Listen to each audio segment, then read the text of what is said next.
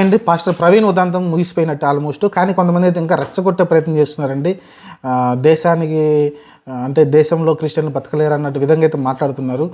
వీళ్ళందరూ ఎందుకు మాట్లాడుతున్నారు మనకందరికి క్లారిటీ ఉంది. అందరికీ ప్రతి హిందువుకు క్లారిటీ ఉంది, ప్రతి క్రిస్టియన్కి క్లారిటీ ఉంది. ఎప్పుడైతే ఈ ప్రవీణ్ అనే వ్యక్తి మందు దాగి బైక్ డ్రైవ్ చేశాడో అప్పుడే క్రిస్టియన్ సంబంధించిన ఎవరైతే స్వచ్ఛంగా ఉన్నారో వాళ్ళందరూ కూడా ఆల్రెడీ ప్రవీణ్ పైన అయితే వ్యతిరేకత అయితే కనిపించింది. ఎందుకంటే అతను బండి దాగి బండి నడపడం అనేది చాలా పెద్ద తప్పని క్రిస్టియన్ మతంలో సంబంధించి చాలామంది కూడా తెలుసుకున్నారు. ఎవరైతే కొంతమంది పాస్టర్స్ ఉన్నారు, కొంచెం గొడవలు రేపాలి, ఆంధ్రప్రదేశ్లో రచ్చలేపాలి, లేకుంటే దేశం మొత్తం, ఎందుకంటే విదేశాలలో కూడా దీన్ని హైలైట్ చేసే ప్రయత్నం అయితే చేస్తున్నారు. ఎందుకంటే తెలిసిందే కదా, విదేశాలలో కూడా క్రిస్టియన్ మతం ఎక్కువగా ఉంటుంది, మెయిన్ క్రిస్టియన్ మతం ఎక్కువ ఉంటుంది. కాబట్టి ఆ రకంగా దీన్ని వేరే విధంగా తీసుకెళ్ళాలని అయితే ట్రై చేశారు. కానీ పోస్ట్ మార్టం రిపోర్ట్ వచ్చిన తర్వాత మొత్తం తేడతెల్లం అయిపోయింది. అలానే సీసీ కెమెరాలు ఫుటేజ్ వచ్చిన తర్వాత ఏందో ఏఏ అంటారు, ఆ ఏఏ అంటారు. రా బాబా, అది మీ కాలం నువ్వు రా ఫుటేజ్ తీసుకో, అక్కడ ఎవడొద్దన్నాడు? వాళ్ళని వెళ్ళమని చెప్పండి. ఆ పాస్టర్కి సంబంధించిన క్రిస్టియన్ మతం సంబంధించిన మెద్దలు బొమ్మనండి చూడమనండి. అది ఏఐకి సృష్టించిందా లేకుంటే నిజమైన ఫుటేజా అని చూడమనండి. ఎవడొద్దన్నాడు? అతను మందు తాగింది వాస్తవం కదా. మరి ఒక పాస్టర్ మందు తాగొచ్చా? ఒక మత బోధకుడు మంచి విషయాలు చెప్పాల్సినోడు, పిల్లల్ని ఒక దారిలో పెట్టాల్సినోడు, అలానే ప్రజల్ని ఏదైతే క్రిస్టియన్ మతంలో ఉన్న కొంతమంది నమ్ముతున్నారో వాళ్ళని ఒక దారిలో పెట్టాల్సిన, ధర్మాన్ని పాటించాల్సిన అతనే అధర్మాన్ని పాటించి మందు తాగి ఒక పక్కన అదెవరు మన ట్రాఫిక్ ఎస్ఐ చెప్తున్నా కూడా అతను వినకుండా అట్నే మందాగి వెళ్ళిపోయాడు. అలానే ఆల్రెడీ మందాగే బయలుదేరాడు, మళ్ళీ మధ్యలో కోదాడ దగ్గర మందు తీసుకుంటే వైన్ షాప్లో క్లియర్గా ఫుటేజ్ ఉంది. ఆ తర్వాత దారి మధ్యలోకి ఒకసారి కింద పడిపోయాడు, 2 చోట్ల కింద పడ్డాడంట, మళ్ళీ అట్నే వెళ్ళిపోయాడంట. మరి దాన్ని ఏమంటారండి? నాకు అర్థం కాదు.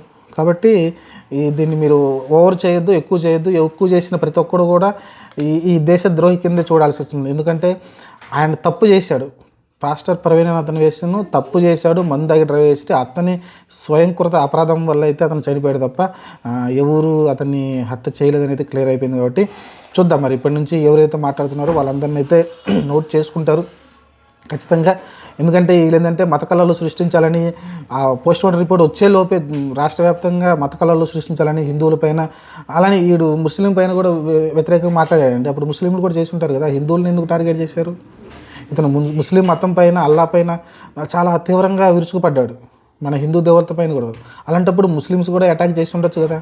ఒక్క హిందువుల్ని టార్గెట్ చేసి హిందువులే చంపారని ఎలా చెప్తారు మీరు?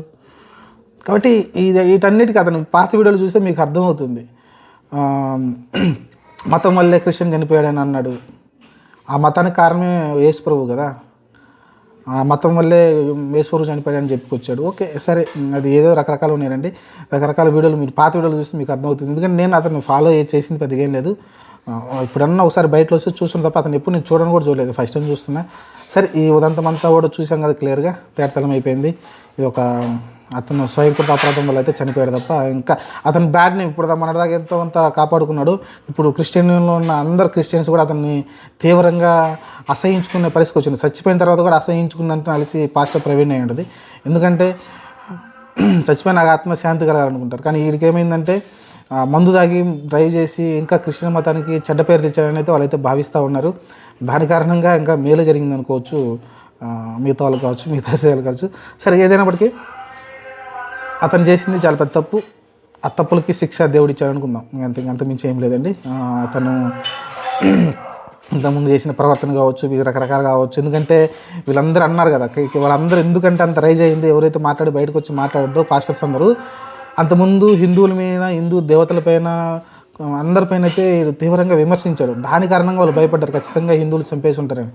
అంటే మీరు అంటాం ఎందుకు, అలా భయపడ్డం ఎందుకు? మీరు హిందువుల్లో వ్యతిరేకత వస్తే హిందువుల దేవుళ్ళని అంటే మరి సైలెంట్గా కూర్చుంటారు, హిందువులు సైలెంట్గా కూర్చోరు కదా. ఖచ్చితంగా ఫ్యూచర్లో అయినా సరే ఈడంటే సరే సడన్గా చనిపోయాడు, ఓకే, వేరే విషయం, అతను స్వయంకృత అపరాధం వల్ల చనిపోయాడు అనుకుందాం. ఫ్యూచర్లో ఎవరైనా క్రిస్టియన్స్ కానీ ఇలా కానీ హిందూ మతం పైన, హిందూ దేవుల పైన చేస్తే మటుకు ఖచ్చితంగా జరగచ్చు కూడా. అలాంటి జరగచ్చు కూడా, మనం ఏమి దానికి ఏమి చెప్పలేము. ఫ్యూచర్లో జాగ్రత్తగా ఉండాల్సింది క్రిస్టియన్స్ పాస్టర్సే. దానికి మనం, ఎందుకంటే వీళ్ళు అంటే వాళ్ళకే అర్థమవుతుంది, అంటే అర్థం కాబట్టే కదా చెప్తున్నారు హిందువులు చంపారని. ఎందుకంటే వాళ్ళు తప్పు చేశాడు కాబట్టి వీళ్ళు చంపుంటారేమో అని భావన కలిగింది. ఆ భావన కలిగిందంటే వాడు తప్పు చేసినట్టు. ప్రవీణ్ పాస్టర్ అనేవాడు ఇంతకుముందు తప్పు చేసినట్టు. కాబట్టి మీరు అర్థం చేసుకుంటారు అనుకుంటున్నాను. వీడియో నచ్చితే నా ఛానల్ సబ్స్క్రైబ్ చేసుకొని లైక్ చేయండి, షేర్ చేయండి. Thank you.